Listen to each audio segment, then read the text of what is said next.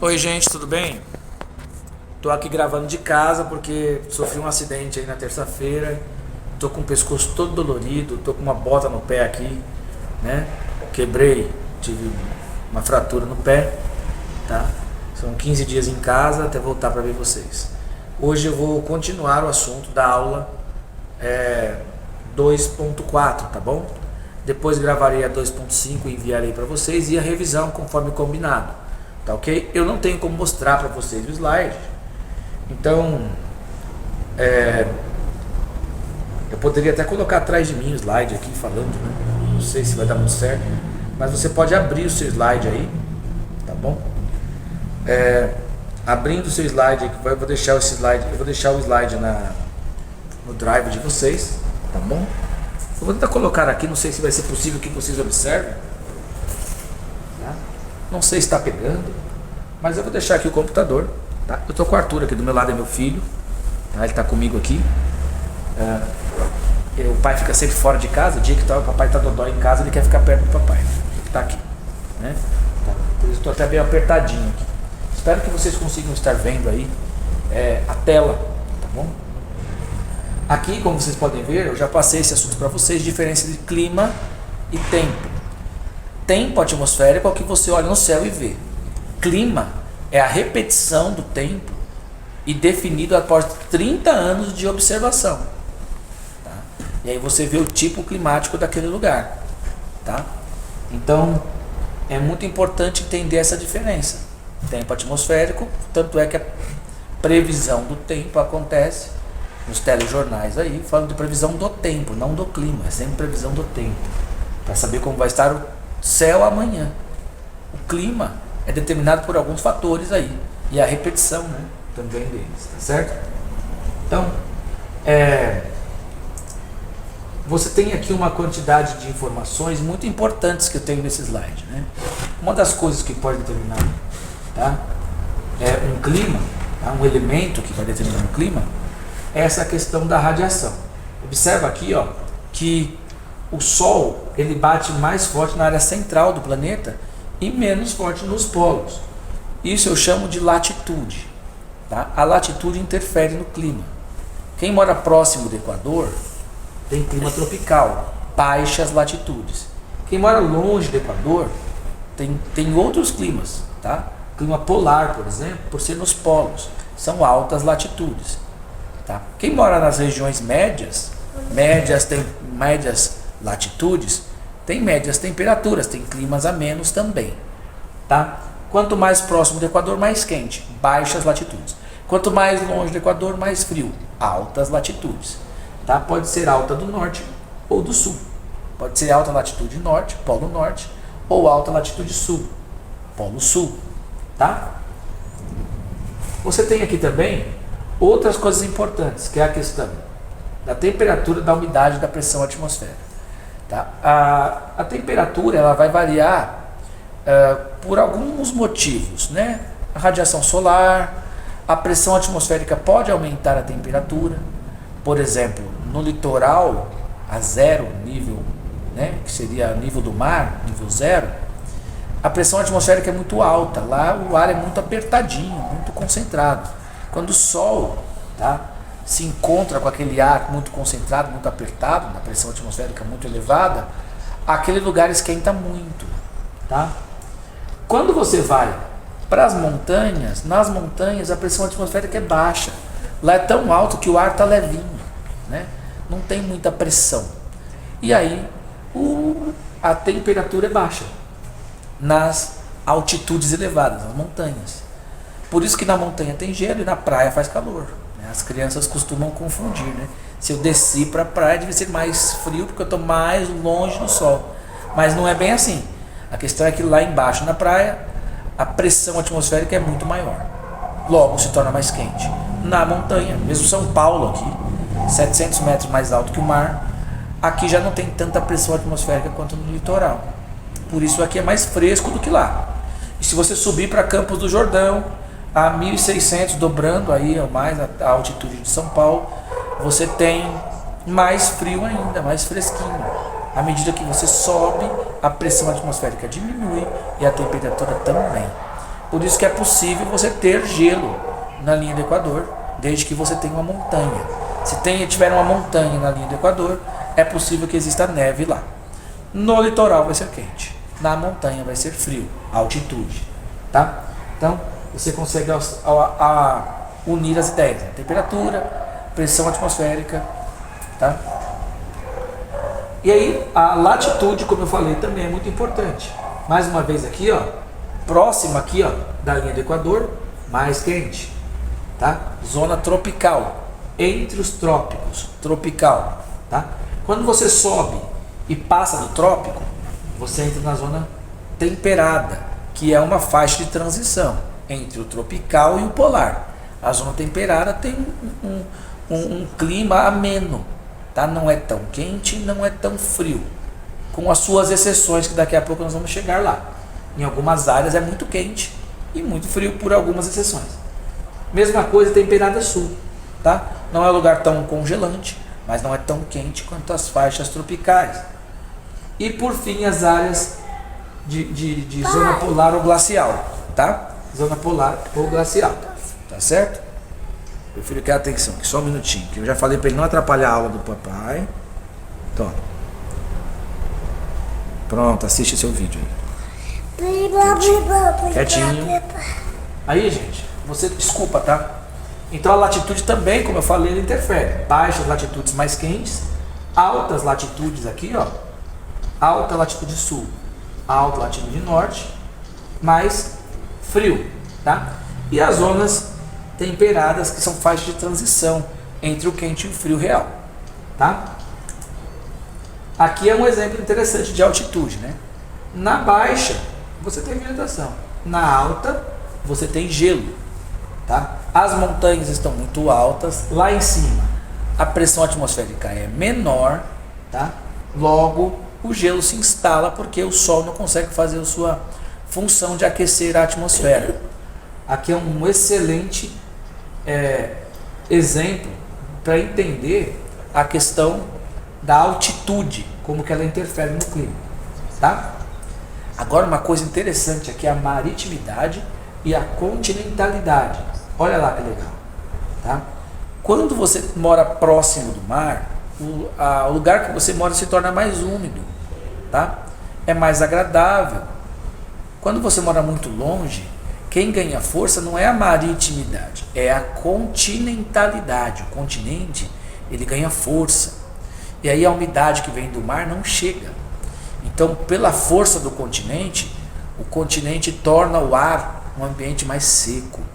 Geralmente, tá? As regiões centrais dos continentes são mais secas e mais quentes. Se você comparar os moradores lá de Goiás, Mato Grosso, Tocantins, e comparar com os moradores de São Paulo, você vai ver hábitos diferentes justamente por isso. Porque São Paulo está relativamente próximo do litoral. Aqui é mais úmido. Então nós temos a influência da maritimidade. Quem está lá no meião, né? Quem está lá no meio, tem a influência da continentalidade. Lá é muito mais seco do que aqui que está próximo do mar, tá? E isso altera também o clima. Por isso que o clima aqui de São Paulo, nós vamos classificá-lo como clima tropical, tropical oceânico, do ladinho do mar. Quem está lá em Tocantins, quem está lá Goiás, vai ter clima tropical típico. Qual que é a diferença? Um é mais úmido, o outro é mais seco. Os nossos invernos, por exemplo, São Paulo, por estar aqui mais próximo do mar, o nosso inverno até faz um friozinho, vai de 6, 7 graus, nos dias mais frios, né? Você vai no mesmo dia no Mato Grosso, e lá o dia mais frio, também pode ser um dia mais frio, bateu 17 graus, bateu 10, 11 graus a mais. Aí você pergunta por que isso? Por conta da força da continentalidade. É difícil das massas de ar geladas chegarem lá e da umidade chegar lá, pela força do continente. Chega, sim, chegam essas massas de ar, mas chegam já com uma força reduzida. Elas vão, à medida que elas sobem o continente, elas vão esquentando. Quando elas chegam no meio do continente, já não está tão frio assim. Por isso que o frio deles é muito mais quente do que aqui. Tá? Geralmente o inverno da região tropical típica no centro do Brasil, ele não é frio, ele é seco, ele só para de chover. Mas os dias continuam quentes. E é no inverno que acontecem as queimadas. Né? São queimadas naturais, porque para de chover, o lugar é muito quente, acontece combustão instantânea. Tá? Aqui mais uma vez exemplos de maritividade e continentalidade. E aqui você tem uma coisa muito legal que são as massas de ar. Tá? As massas de ar, elas são grandes volumes de ar que carregam as características do seu lugar de origem. Por exemplo, uma massa de ar que veio do Polo Sul no inverno e chegou para São Paulo, ela costuma ser fria, porque ela veio da região polar. Uma massa de ar que vem do Equador e desce para São Paulo, ela costuma ser uma massa de ar quente. Elas carregam, tá, um padrão de carregar a característica do seu lugar de origem, tá? As massas de ar. Então é um movimento cíclico, elas trocam de posição, tá, de forma cíclica. Tá? Cada massa uma situação, tá certo? As massas de ar. A vegetação é outro fator interessante. A vegetação e o clima andam muito de mãos dadas, tá? Onde o clima é mais úmido e mais quente, as florestas são imensas, né? Onde o clima é mais seco, as florestas reduzem o tamanho e também reduzem o volume de espécies, tá? Em indivíduos. As florestas se tornam mais esparsas, as árvores se tornam mais espalhadas. Tá? Se você pega um lugar bastante úmido e bastante quente, as florestas são densas como a Amazônia. Você pega um lugar bastante quente e bastante seco, as florestas são ralas como a Caatinga.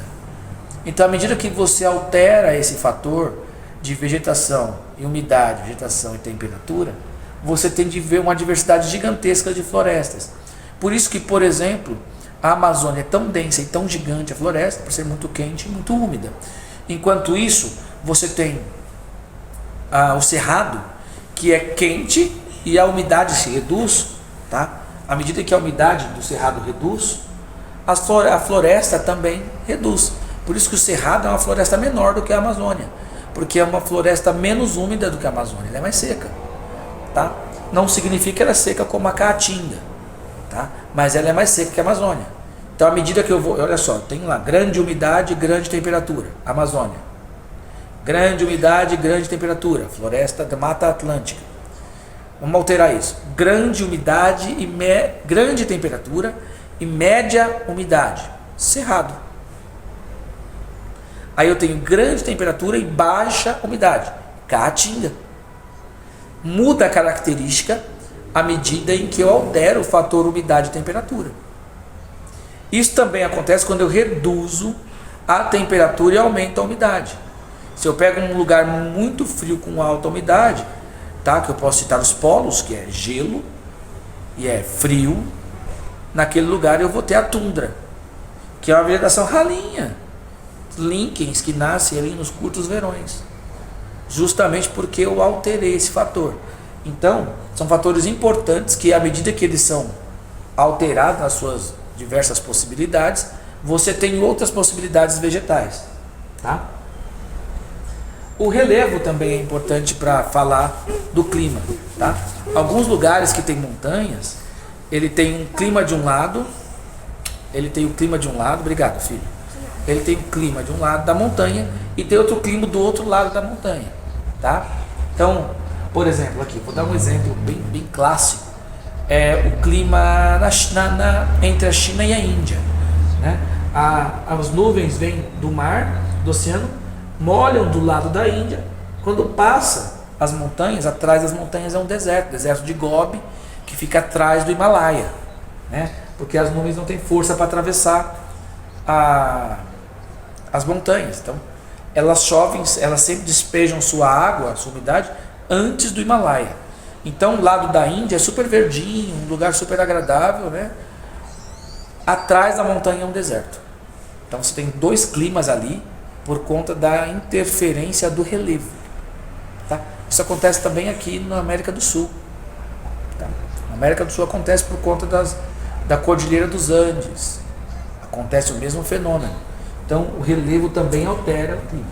Ah, esse aqui é muito legal, que é as correntes marinhas, tá? As correntes de águas do mar, elas carregam também as características de seu lugar de origem. Uma corrente fria, geralmente ela vem do polo. Uma corrente quente, geralmente ela vem do Equador. E aí, quando a corrente é marinha fria, o sol tem dificuldade em evaporar a água da corrente, porque a água é tão gelada que não evapora, né? Evapora muito pouco e chove ali mesmo. E por onde ela passa, o continente do lado fica seco, porque não evapora a água, ou é tão pouco que não altera. E aí aquela corrente marinha fria, vou dar um exemplo aqui para você. Essa seta azul aqui é uma corrente marinha fria, corrente de Humboldt. A corrente de Humboldt, ela passa ao lado do Peru, tá? E do Chile, aqui, tá? Da Bolívia, e ela é gelada. Resultado, deserto do Kalahari, ou melhor, desculpa, do Atacama, desculpa. Deserto do Atacama aqui no Chile, por conta da água fria do mar. Água tão fria que não evapora, não forma nuvem, não chove do lado, vira um deserto colado no mar. Olha que interessante, porque a água é gelada, né? Já do lado do Brasil aqui, a corrente é quente, olha, vermelhinha aqui. Ó. As águas do Oceano Brasileiro aqui, né, do mar do Brasil, ela é água quente, ela evapora fácil, chove muito.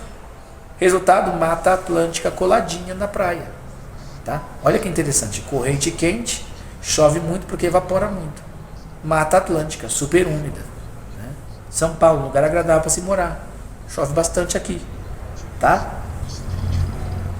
Se você pegar aqui também, ó, a corrente de Benguela, corrente de Benguela aqui, ó, ela passa ao lado da África, tá? E ela sim, ela forma o deserto do Kalahari, porque ela é gelada. Essa seta azul é uma água gelada.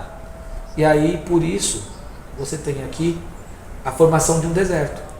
A mesma coisa aqui em cima, no deserto do Saara, também tem correntes geladas ao lado do Saara, o que atrapalha, além de montanha também. O Saara também tem a Cordilheira do Atlas, que está aqui, ó. Cadê o... Tá aqui, ó. Que também atravessa. Então são fatores que alteram o clima, tá bom? E é claro, a ação humana, né? Desmatamento, poluição, essas coisas também alteram, fazendo o clima citadino, por exemplo. O clima das cidades são diferentes do que era antes. O clima de São Paulo não é exatamente o mesmo que tínhamos quando São Paulo não era São Paulo. O clima citadino é um clima local, criado pelo homem, né? É bem diferente, certo? Aqui uma fala. Espero que vocês tenham entendido a aula de hoje, tá? Eu vou gravar depois para vocês a aula 2.5, certo? Para que vocês tenham acesso aí. Tá bom, gente? Um beijo no coração e tchau, tchau.